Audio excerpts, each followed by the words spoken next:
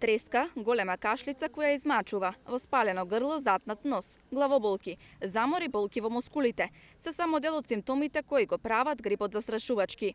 Лесно се пренесува. Низ другите држави огромна е борбата со грипот, додека кај нас, како што повеќето од лекарите најавуваат, пикот допрва доаѓа. Февруари и март ќе бидат предизвик за сите кои имаат низок имунитет. Постарите почнаа со носење на заштитна маска како превенција. Ги прашавме струмичани дали страхуваат и како се заштитуваат. Колку по дома сме и и маска носам заради обезбедување на грипот што не се јавува. Имам внука лекар, века дедо ти си во години, чувајте се, не е баш за без маска или во болница или во продавница, кај што има луѓе. Ние сме слаби на имунитетот во тие години, а посакам да не надминете и да не надживеете и по-добри успеси во животот да си постигнете. Од грипот не се плашиме, ние сме јаки човеци во Македонија, да ти кажем, това немаме проблем со грип. Ние сме во село Старо Балдовци, тама нема болни човеци, не се плашиме ние, чисто воздух тама и за тоа. Понекогаш да, не се плашам баш, треба да се заштитуваме, да. Од јас поменах короната многу тешко и за тоа болам се. Треба сами да се заштитиме.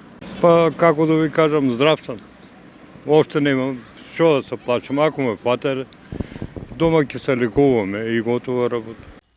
Повеќето луѓе кои добиваат грип ќе се опорават за неколку дена или најмногу 2 недели.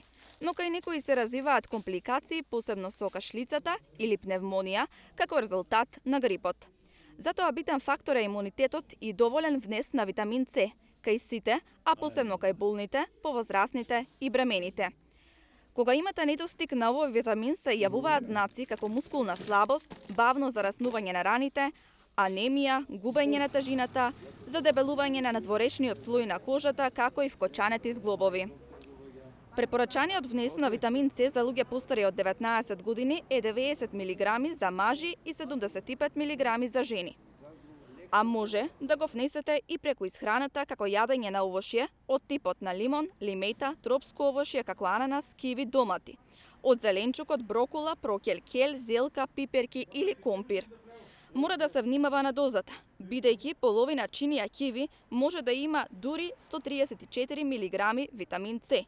Затоа е добро пред да земате какви било нови додатоци, да разговарате најпрво со вашиот лекар.